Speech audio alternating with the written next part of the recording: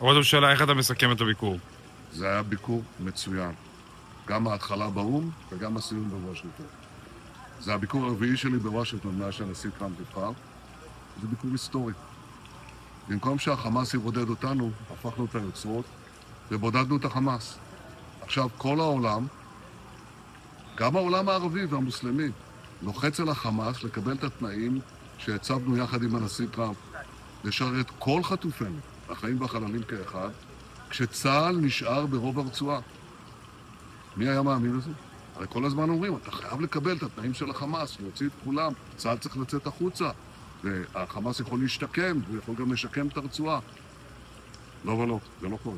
ההפך, והנשיא טראמפ הוסיף שאם החמאס יסרב, הוא ייתן כל הגיבוי לישראל להשלים את הפעולה הצבאית לחיסולו. ולכן אני חושב שמכל צעד זה היה ביקור מצוין.